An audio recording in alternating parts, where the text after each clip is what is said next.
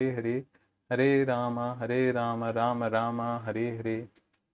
I welcome you all for Gita Mastery course. We are on chapter 18, second session. Om Ajnanatimirandhasya Jnananjana Shalakaya Chakshurunmilitam Yena Tasmai Shri Guruve Namaha. Shri Chaitanya Manobhishtam Sthapitam Yena Bhutale Swayam Rupa Kadamayyam Dadati Swapadantikam Vandeham Shri Guru Shri Yuta Kamalam Shri Gurun Vaishnavamscha Shri Rupam Sagrajatam Sahagana Raghunathanvitam Tam Sajivam साद्वैतं सावधूतं परिजना सहितं कृष्ण चैतन्य देवं श्री राधा कृष्ण पादां सहगणा ललिता श्री विशाखान्वितंश्च हे कृष्णा करुणा सिन्धु दीनबन्धो जगत्पते गोपेश गोपिकान्त राधाकान्त नमस्तुते तप्त कांचन गौरांगी राधे वृंदावनेश्वरी वृषभानुसुते देवी प्रणमामि हरिप्रिये वाञ्छाकल्पतरुभ्यश्च कृपा सिन्धुभ्येव च पतितानां पावनेभ्यो वैष्णवेभ्यो नमो नमः। श्रीकृष्ण चैतन्य प्रभु नित्यानंद श्री अद्वैत गदाधर शिवासादि गौर भक्तवृंदा हरे कृष्णा कृष्णा कृष्णा हरे हरे हरे राम राम राम हरे हरे। नमः ओं विष्णुपादाय कृष्णपृष्ठाय भूतले श्रीमते भक्ति वेदांत स्वामी निति नामिने नमस्ते सारस्वते देवे गौरवाणी प्रचारिणे निर्विशेष शून्यवादी भाष्यातिदेशतारिणे मूकं करोति वाचालं पङ्गुं लङ्घयते गिरिं यत्कृपातमहं वन्दे श्रीगुरुं दीनतारणं परमानन्दं माधवं Sri Chaitanya ईश्वरम्। So I welcome you all, and before we continue, we have this Gita Rewind quiz based on the previous section that we covered from chapter 18. It's a very simple quiz, and I hope all of you will get very good marks. So I just launched the quiz.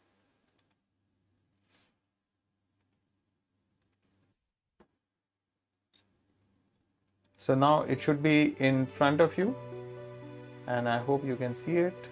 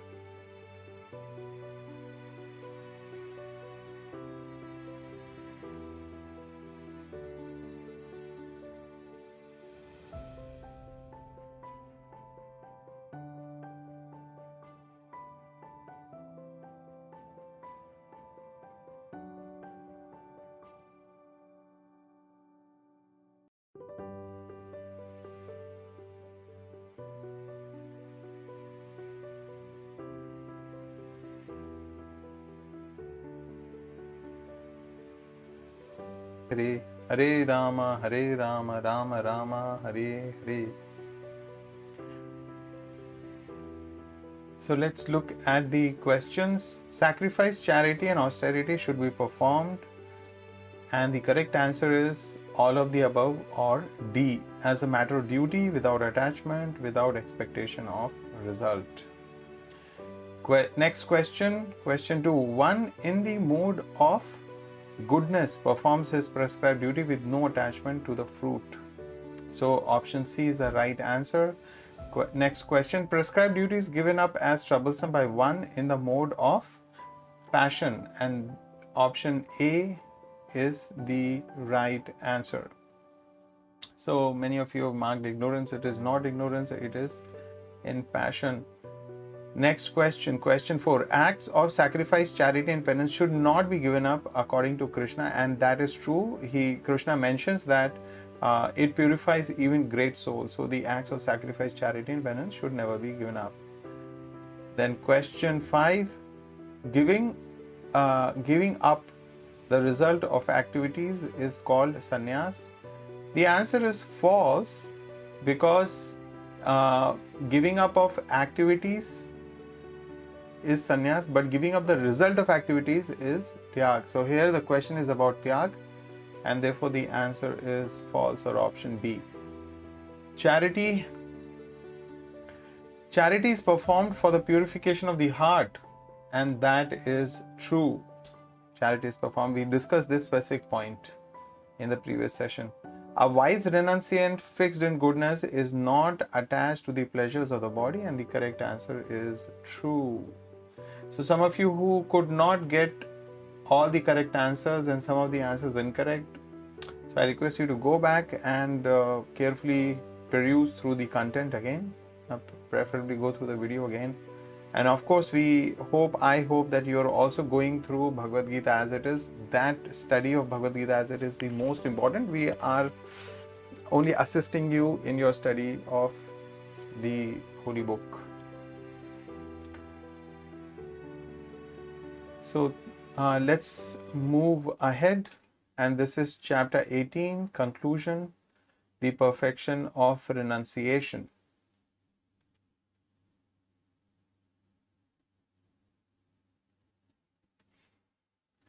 Just a second.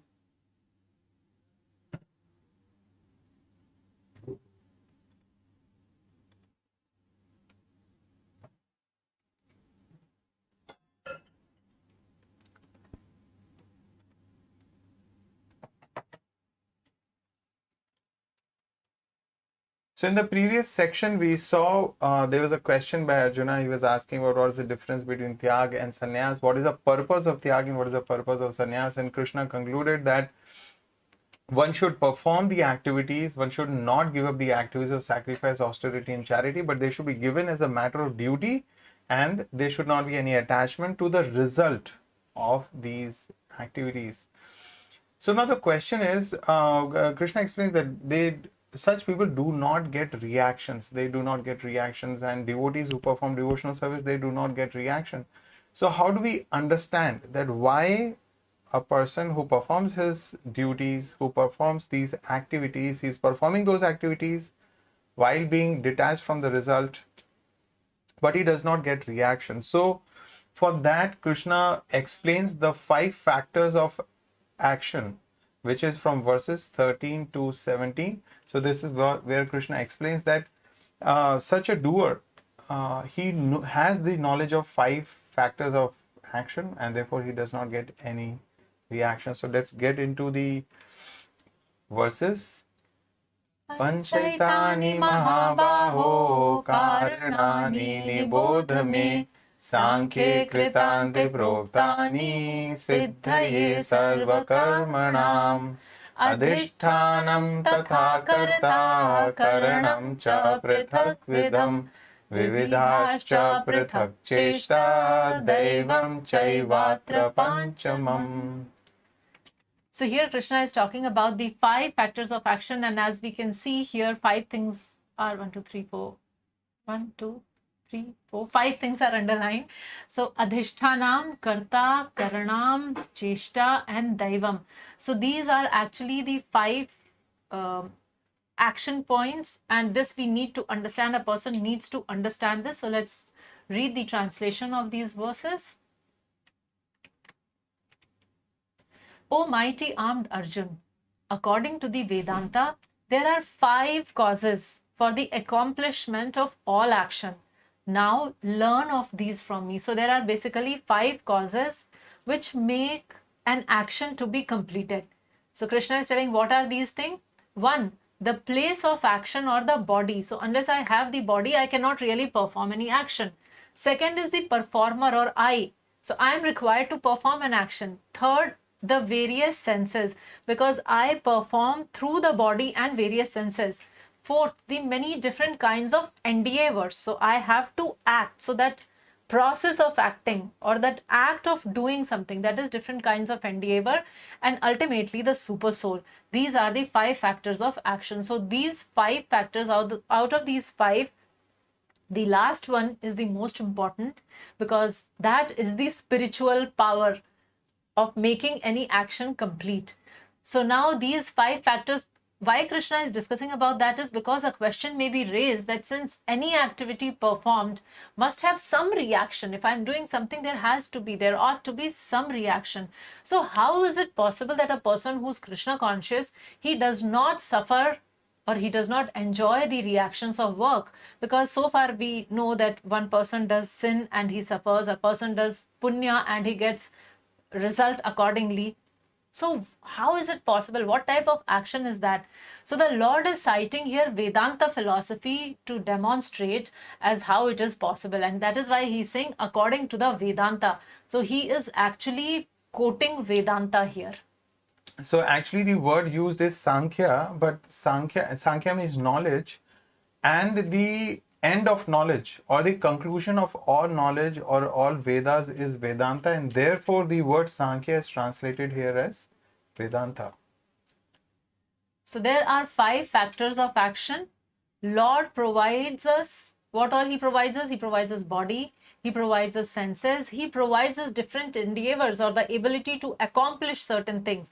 And to whom he provides it to the soul or me. So these are actually the 5 action points, factors of action. Shariravan manobhiryat karma prarabdhate naraha nyayam va viparitam va panchaite tasya hetavaha. Whatever right or wrong action a man performs by body, mind or speech is caused by these 5 factors. So one, it was very important for us to understand the 5 factors which were discussed in the previous verse. So the body was involved, the senses were involved, and the different kinds of endeavor were involved. So the pranas in the body, they they act, and therefore we are able to move the hands, we are able to move the legs. So all those endeavors are there. So here Krishna is explaining that a person is given the freedom. A person is given the freedom to use these powers. Now the Lord, he is the supreme cause or the main cause. The soul is a secondary cause, because and the soul has the freedom. So he has received this body, he has received the senses, he can act through this body, he can perform, he can endeavor through this body. Now this person, the soul, Krishna does not influence him in any way. So he can act in the wrong way, he can act in the right way, using his body, mind and speech. So therefore the whole responsibility lies on these 5 factors. So we need to understand that if a person performs a right action or a wrong action by body, mind or speech, is caused by these 5 factors. So these 5 factors cooperatively perform any action performed by the body, mind or speech. So speech, if we speak something which is pleasant or speak something which is unpleasant or which is very insulting to others, the thoughts in the mind even they are considered as actions. So anything that we think positive or negative, or we actually grossly perform through this body. So these are the 5 factors, which means these factors are very important. That's why we are repeating them over and over again. The body, the senses, the endeavors, the soul, and the super soul. So by the arrangement of these 5 factors, whether it's the right work or it is the wrong work, the work according to the scriptures or against the scripture injunctions is performed. तत्रैवं सति कर्तारम् आत्मानं केवलं तु यः पश्यति अकर्तबुद्धित्वान् न स पश्यति दुर्मतिः. So now Krishna is talking about a person who is durmatihi. So durmatihi basically means who is not very intelligent person. Mati is intelligence, durmati is he's not very intelligent. So what he does, therefore one who thinks himself the only doer, not considering the 5 factors, is certainly not very intelligent and cannot see things as they are. So Krishna explained that there are 5 factors involved. Now people, if they do not understand, those of us who do not understand the 5 factors being involved, then such people are known as durmatihi, because they do not see others being involved. They are into this mindset or this mentality that I am the doer. I am doing things and that is why I am getting results. So they completely discard the presence of the super soul. So they have this doership mentality. They does not take into account the other doers, especially the Supreme Lord. It is not intelligent to consider oneself independent of the Supreme Lord. Krishna addresses such a person durmatihi. So we may think that I can do whatever I desire. It is all in my determination, all the power of thoughts, and with that I can accomplish all my plans and everything would happen the way I plan. But then what Krishna calls them? Durmatihi. So unless we depend on Krishna, because unless the Supreme Lord sanctions, all the 4 factors combined cannot work unless the Supreme Lord sanctions that. Yasya naham krito bhavo buddhir yasya na lipyate hatvapi sa imalokan nahanti na nibadyate.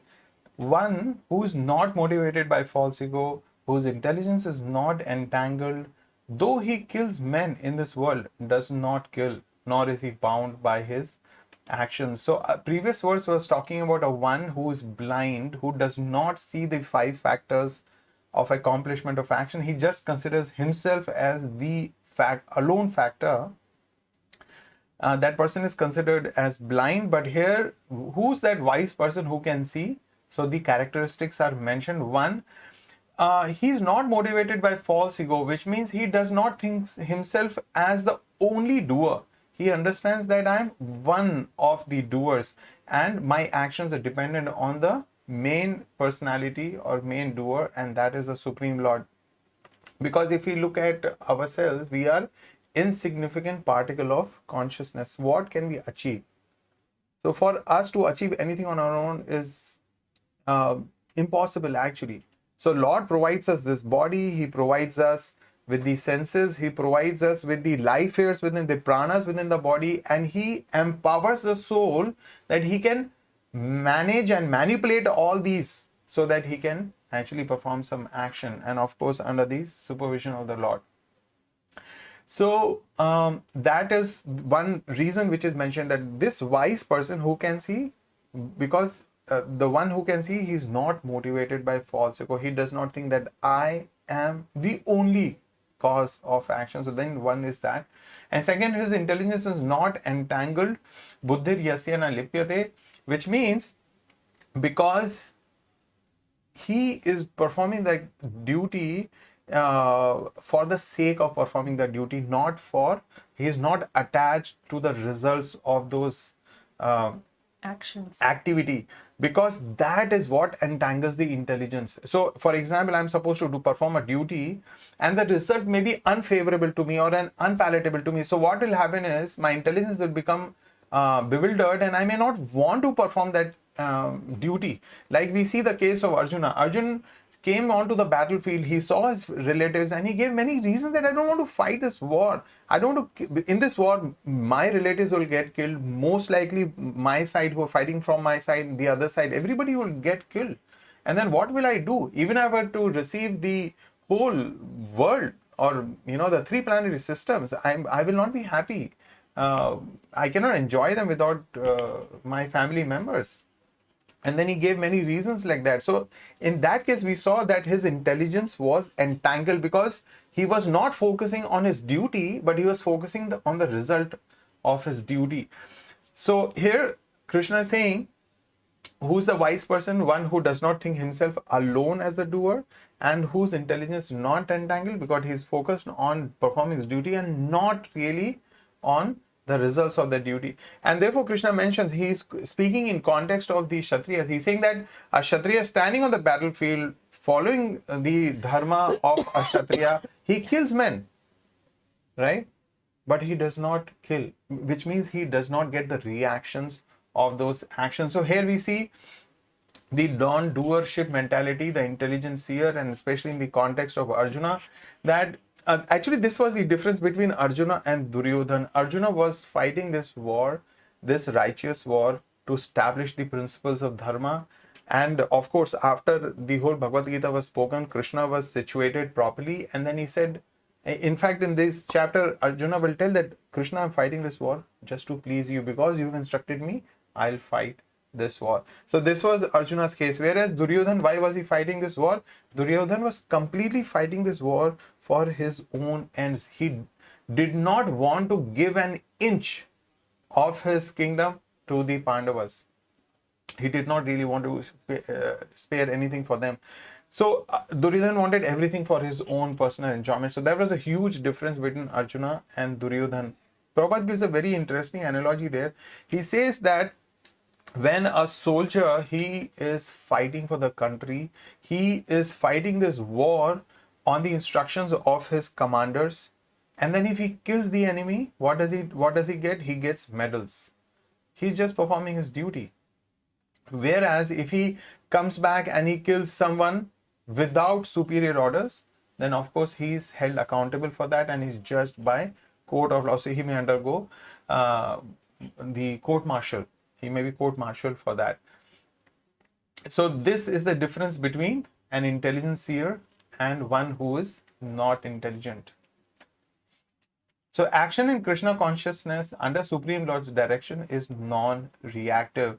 So when I surrender to a spiritual master, when I surrender to the instructions of the Lord and I follow them to the best of my ability, whatever I do not get reactions for them. I become free from all the good and bad reactions.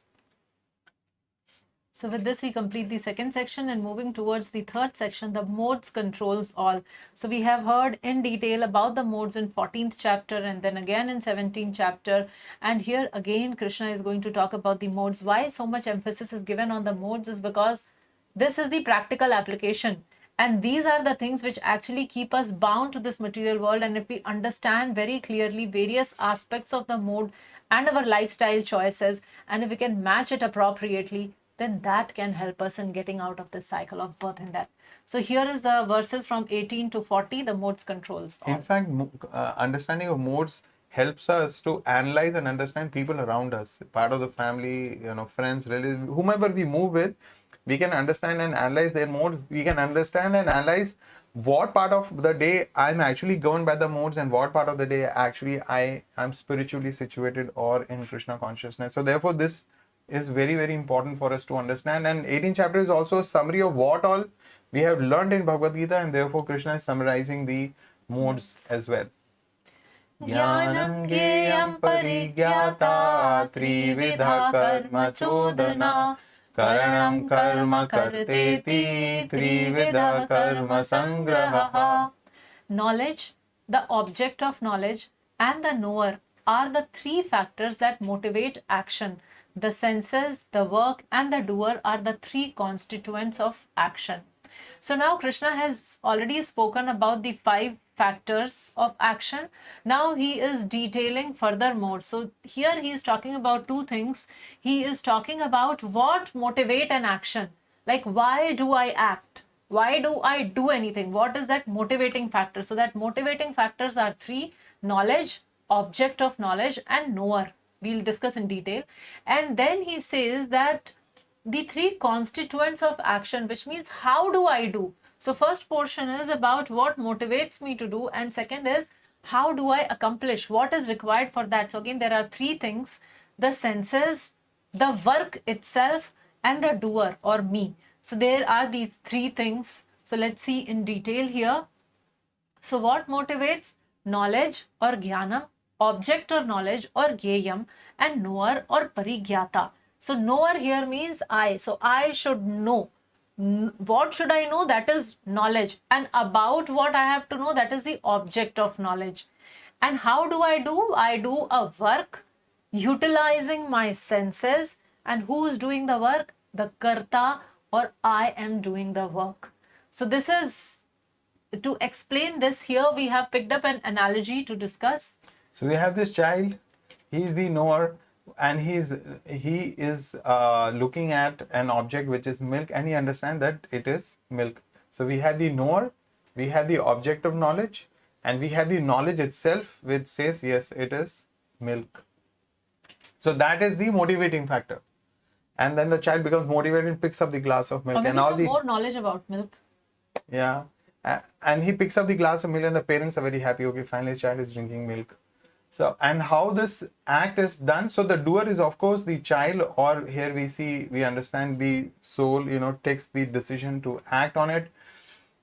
The body and senses act together, with which the glass of milk is picked up, and the whole action of drinking milk is considered as work.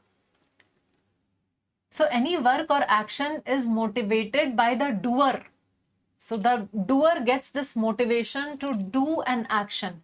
An activity is motivated by a person perceiving a desirable goal or object. I want to have this glass of milk. So now this is my goal, or this is my object. So my activity, it is motivated because of that goal or object. And with such inspiration, the doer carried out the work. Now, how do I drink? Okay, I understand that this is milk. I understand from my past experience that I like milk.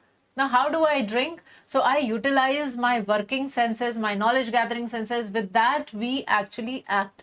So here, the child is actually drinking. So first, one has to undergo the process of thinking, feeling, willing, and then the person becomes inspired, and then this inspiration and the worker himself. So I have this inspiration and I am needed to act. So I, along with my inspiration, utilizing my senses, I accomplish an action.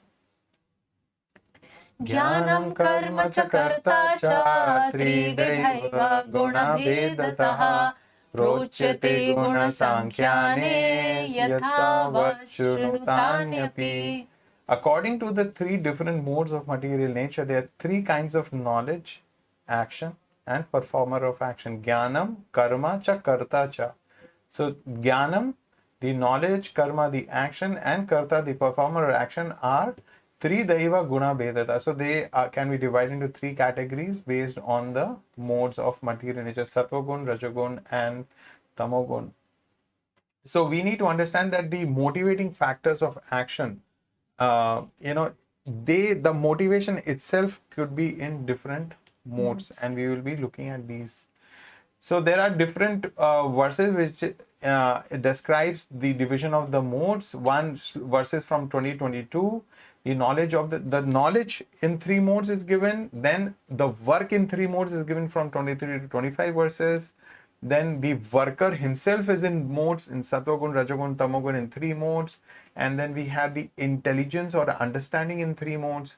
Then we have determination in three modes. And finally we have happiness in three modes. So right from knowledge to the work, to the worker, to the intelligence, determination, and happiness. So these six aspects or six items, how they are divided into different modes is described in these verses from 20 to 39.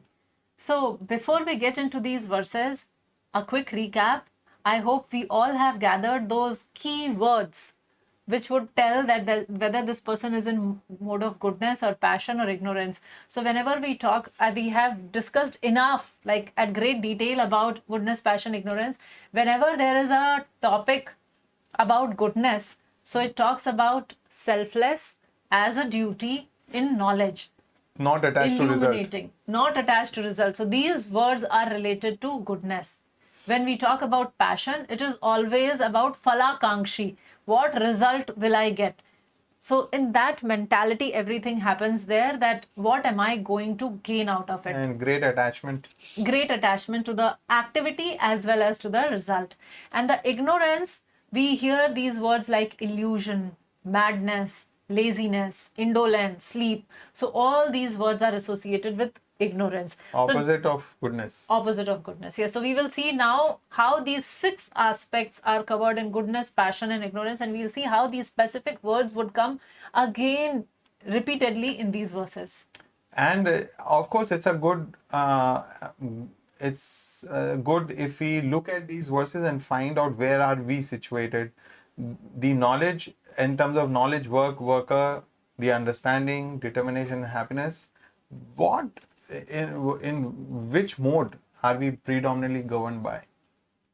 सर्वभूतेषु येनैकं भावम् अव्ययमीक्षते अविभक्तं विभक्तेषु तज्ज्ञानं विद्धि सात्विकम्.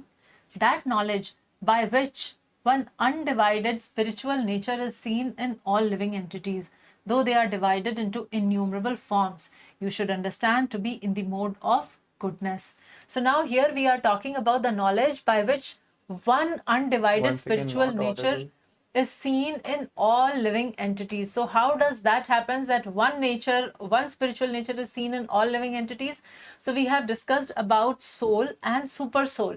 So how super soul is present? So this person or this type of knowledge, where by that knowledge we understand that the super soul is present in all the different bodies, where we understand that the soul is present in all the bodies, where we understand that the bodies are different, but the spirit, the spiritual nature is the same.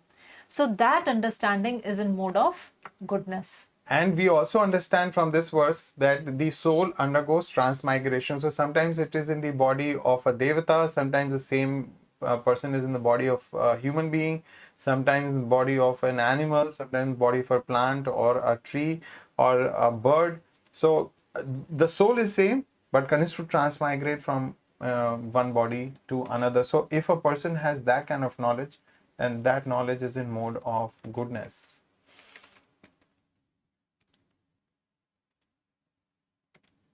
पृथक्त्वेन तु यज्ज्ञानं नानाभावान् पृथग्विधान् वेत्ति सर्वेषु भूतेषु तज्ज्ञानं विद्धि राजसम्. That knowledge by which one sees that in every different body there is a different type of living entity, you should understand to be in mode of passion. So a person in mode of passion understands that this person is an individual, and the other, and when he dies, that's the end of the story for him. And when somebody else is born, then he is born with a different soul. So this person who's in mode of passion, he does not understand the true nature of soul. He does not understand transmigration of soul. What he understands is that material body of the living entity, the living entity has a material body, and with the destruction of the material body, the living entity is also destroyed. So this is the knowledge of a person in mode of passion, which means very simply what most of the people believe in these days. So I am this body, when I die I am dead. So beyond this body there is nothing. So the body itself is soul. There is no separate soul beyond the body. The consciousness is temporary, and we will see that actually this is what we are taught by modern science. This is the scientific understanding these days. And also most of the scriptures, most of the religions also have something similar, some similar understanding of the material world and the living entity. So this such knowledge is in mode of passion. Yattu kritsnavadikasmin karye saktam ahaitukam atatvarthavat alpam cha tattamasam udahritam. And that knowledge by which one is attached to one kind of work as the all in all without knowledge of the truth, and which is very meager, is said to be in the mode of darkness. So now here this person, his whole life is governed by attachment, and he is not really bothered whether I'm a body or I'm a soul, or I mean all these things doesn't matter. What matters to him is his money, his comfort, his bodily demands, and how can he satisfy those bodily needs. So he does not have any connection with God. He has no knowledge about God, and he is more or less like an animal. So eating, sleeping, mating and defending, focusing just on that, and the life goes on. So that basic knowledge of eating, sleeping, mating and defending, that is the knowledge only. So that type of knowledge is in mode of ignorance. So one who's living life like an animal is actually having knowledge in mode of ignorance. So in goodness, a person sees one spirit soul in all the living entities, though they have different bodies in terms of their previous work. Passion, one sees in every different body there is a different type of living entity. There is no separate soul. Body itself is the soul. So such knowledge is in mode of passion. And ignorance attached to one type of work as all in all, no knowledge of the truth, and very meager. So such people are in, or such knowledge is in the mode of ignorance. So if you look at in goodness, passion, ignorance is actually one who follows Vedas, who follows Vedic knowledge only can approach goodness. Otherwise, it is not possible for him to go beyond ignorance or passion. Niyatam sangarahitam araga dveshta kritam afalam prepsuna karma yattat satvikam uchyate. So now we come to the next. We saw the knowledge. Now we see the action or the karma. That action which is regulated. So here the different words are mentioned. Niyatam. Next is sangarahitam. Then araga dveshtam. Afala prepsuna. So these are the different attributes of actions in mode of goodness. So what a niyatam means is it is regulated. Sangarahita means it is performed without any attachment. And then araga dveshta means without love or hatred. So person, if something like Prabhupada gives an example that the lady of the house, she gets up, even if it is very hot in the summer season, she still goes to the kitchen and cooks. And one who is in mode of goodness, even if it is very cold in the months of December and January, they still take bath in the morning. So whether without any love or hatred, they perform the action. And then afala prepsuna, which means without desire for fruitive results, they act. So that's such of goodness. So which means this person in mode of goodness, he performs his duty as per the scriptures, according to his varnashram situation. He does it for the satisfaction of the Supreme Lord, and he does not bring his sense gratification in the center, and therefore he is able to do all this.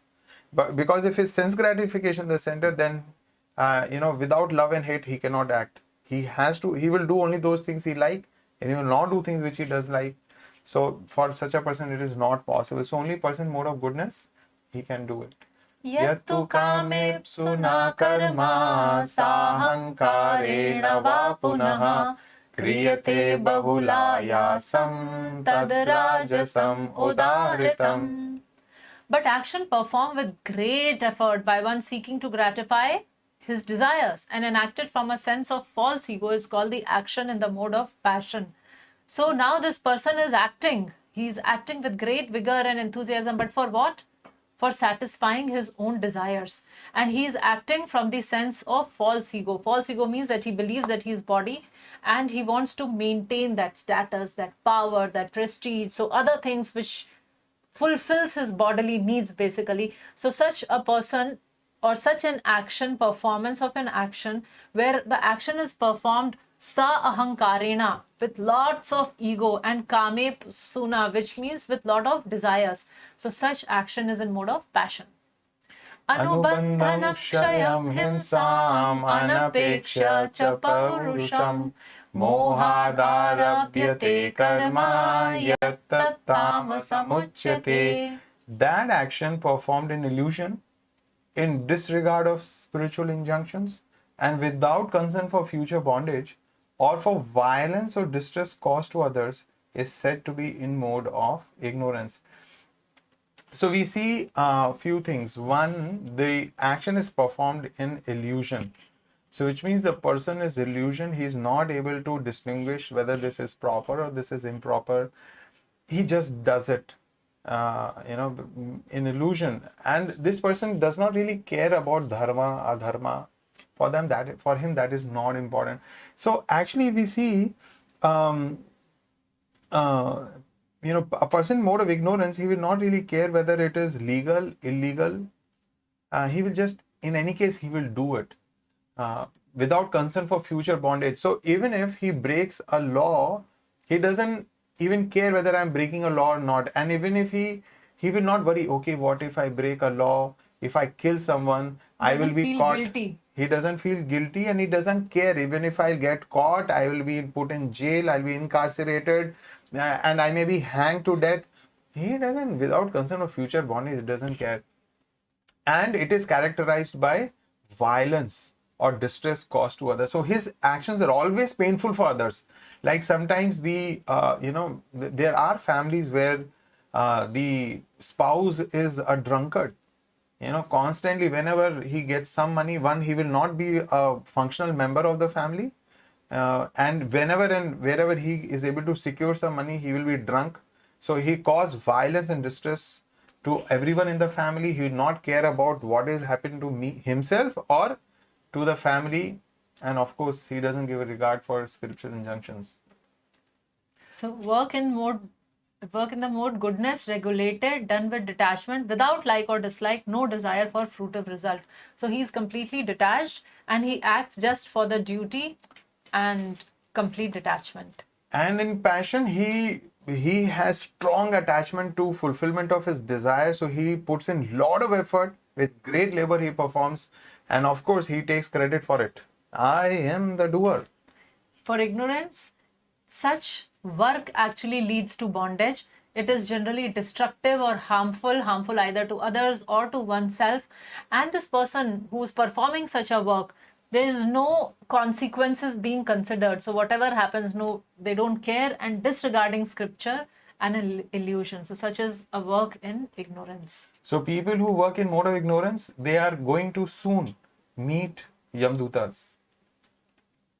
Mukta sango naham vadi dhriti utsaha samanvitaha siddhya siddhayo nirvikara karta satvika uchyate. One who performs his duty without association with the modes of material nature, without false ego, with great determination and enthusiasm, and without wavering in success or failure, is said to be a worker in the mode of goodness. So we saw the knowledge, we saw the work, and now we are talking about the worker himself, or the karta, in three modes. So here the person or the worker, the karta, is karta satvika uchyate. He is in the mode of goodness. What does he do? He performs his duty without association with the modes of material nature, without false ego. Mukta sango naham vadi dhriti utsaha samanvita. So he does not perform out of falsehood, which means he does not really take credit. He is aware of what we discussed in the 14th verse. He knows that there are actually 5 factors which help me accomplish any action, and yet he has great determination and enthusiasm. So this is very interesting. Now this person is not attached to the result of the actions that he is performing.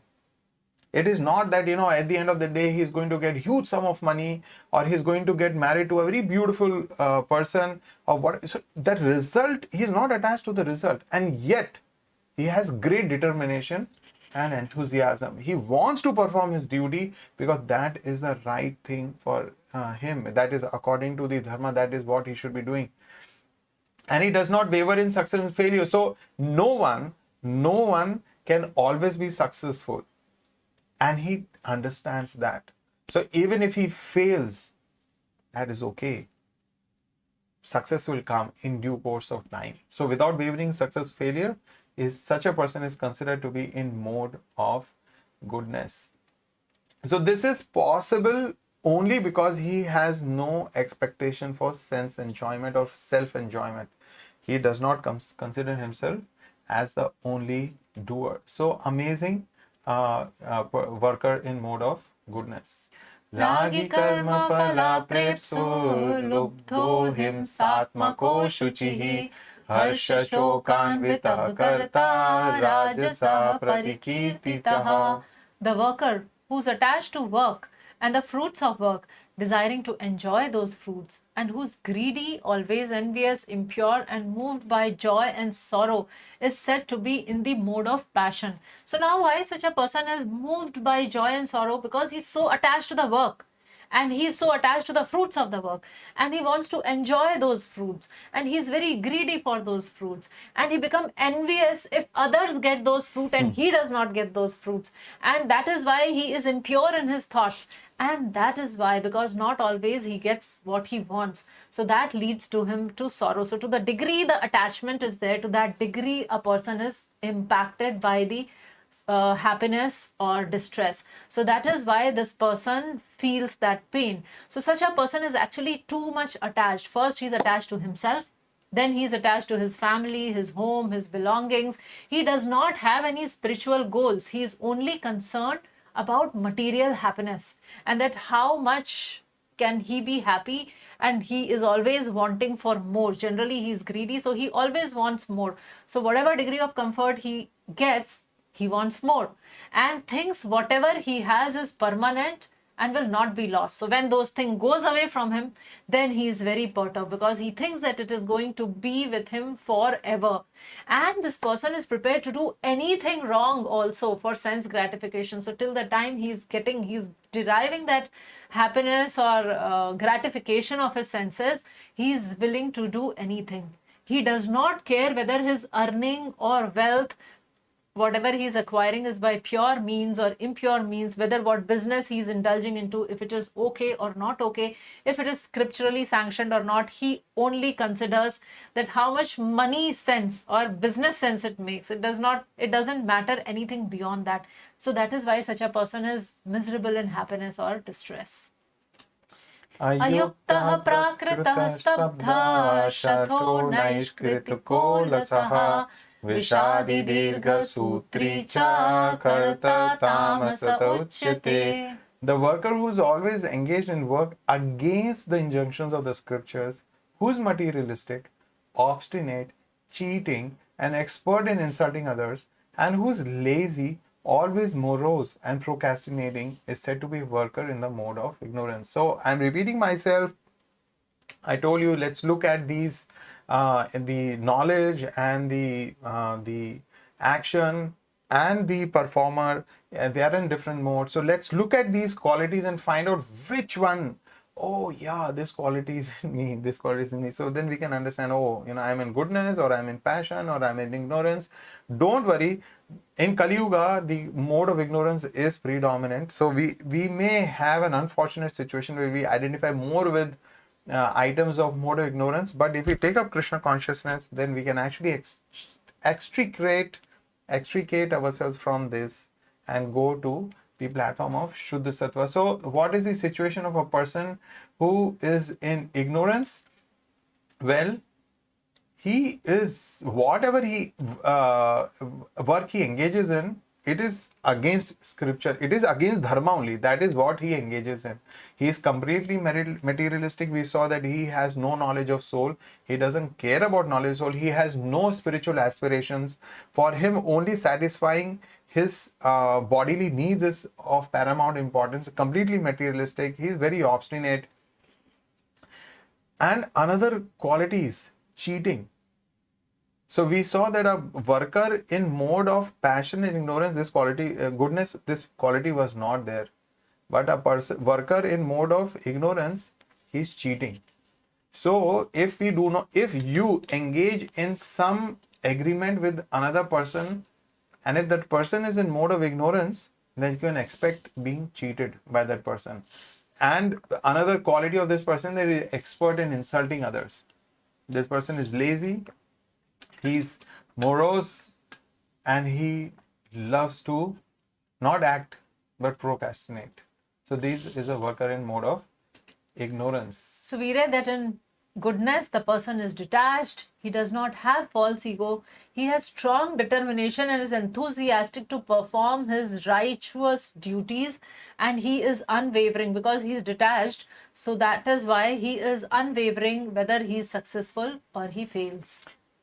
The worker in mode of mode of passion, he is attached to his work. Work is worship. If you would have heard about this, work is worship. Some factories, they will put it there.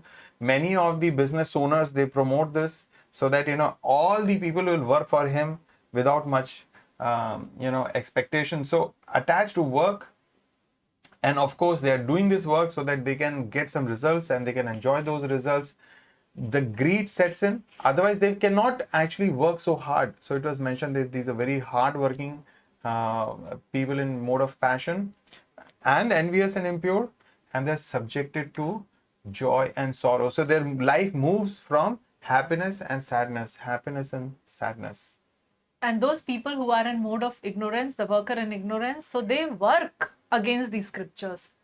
So they, like, for surely they work against these scriptures. They are materialistic, whimsical. They cheat others, they harm others, they insult others, because for them they are all in all. So that is how they are governed. They are lazy, morose, and procrastinate. If I get too happy or too sad, that is not a good sign. One in goodness is unwavering. So when we understand that whatever happiness or distress is coming to me, it is my own karma and it will pass away, and I am the spirit soul and my nature is to serve the Supreme Lord. If I'm living in that consciousness, then I'll be unwavering. In my endeavor to make my life happy and comfortable, I am actually preparing my next birth too. Don't get distracted by temporary pleasures. Stay focused on Krishna, because whatever I am doing, worker in mode of goodness, passion, ignorance, whatever work I am doing, that is actually defining my next life also. Buddhir-bhedam dhriteschaiva gunatastrividham shrinu prochayamanam asheshena prathatvena dhananjaya. O winner of wealth, now please listen as I tell you in detail of the different kinds of understanding and determination according to the three modes of material nature. So let's hear what Krishna says. Pravrittim cha nivrittim cha karya karye bhaya bhaye bandham moksham cha ye vitti buddhi sa partha satviki. O son of Pritha, that understanding by which one knows what ought to be done and what ought not to be done, what is to be feared and what is not to be feared, what is binding and what is liberating, is in the mode of goodness. Amazing person. His understanding is very intelligent, and his intelligence is very sharp. His understanding is very, very clear, like daylight. He knows karya, what should be done, karya, and what is akarya, what should not be done. Because he can see his present and he can also see the future. If I do this action, it will lead to good results. If I do this action, it will lead to future misery. And therefore is very clear karya. He knows what is to be feared. There is an amazing conversation between Jad Bharat and King Rahuguna. And there King Rahuguna says that I do not fear except offending a devotee of the Lord. So there he says, so this king was very, very intelligent. He knew what to be feared and what not to be feared of.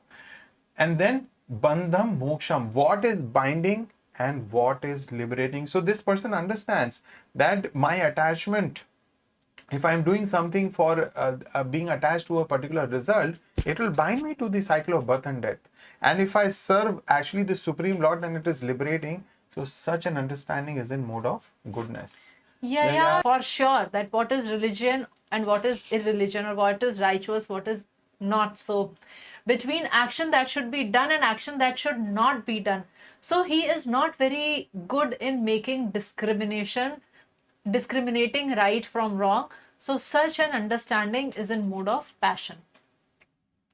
Adharmam dharmam itiya manyate tamasavrita sarvarthan viparitamscha buddhisa partha tamasi. That understanding which considers irreligion to be religion and religion to be irreligion under the spell of illusion and darkness and strives always in the wrong direction, O Parth, is in the mode of ignorance. So there are some people who live, who in their waking time and in the sleeping time, they are always criticizing the Supreme Lord. They are criticizing the scriptures. They are so they consider irreligion to be religion, and what is bona fide religion, they reject it. Like there was some person who came to me, he's sitting next to me and he was asking that, Krishna on the battlefield, he did so many things, tricks, he played so many tricks by which the Kauravas were defeated and the Pandavas won. I said yes, because Krishna is Supreme Lord, whatever he does is religion, whatever he doesn't do is a religion. So his understanding was completely that irreligion was religion. And he's always, his understanding is under the spell of illusion and darkness. So his intelligence is very, very dull, and he cannot really, he considers everything opposite to in mode of goodness. So he strives always in the wrong direction. Whatever wrong direction, that motivates him and he wants to go in that way.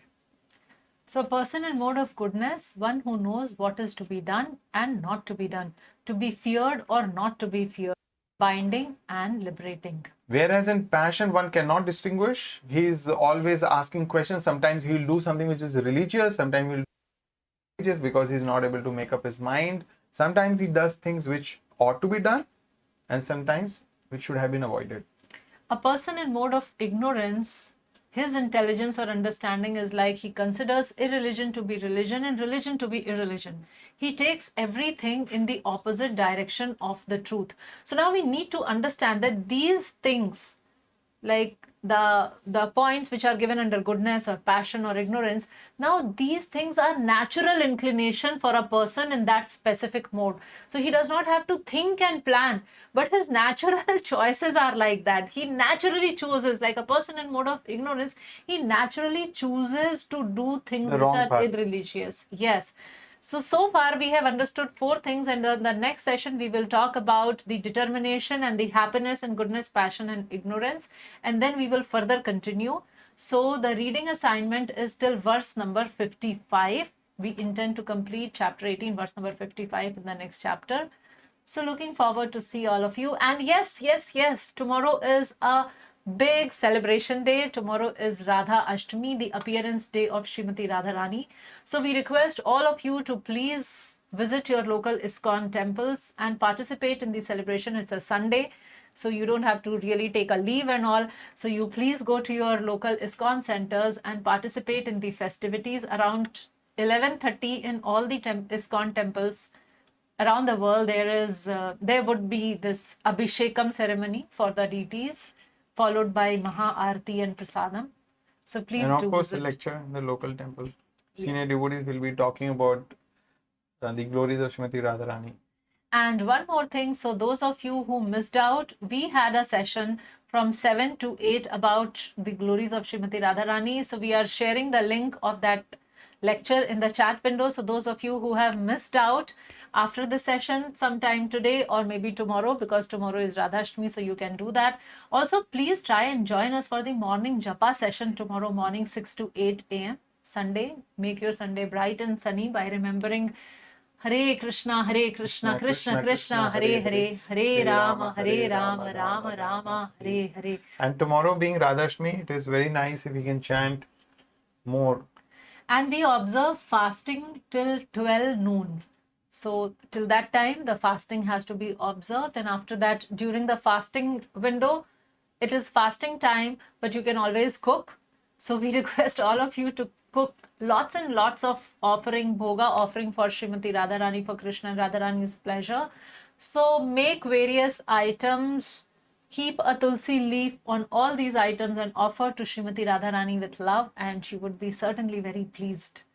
And yes, it goes without saying that we offer the items without onion garlic. So thank you all very much. Hare Krishna, Hare Krishna, Krishna Krishna, Hare Hare, Hare Rama, Hare Rama, Rama Rama, Hare Hare. Srila Prabhupada ki jai.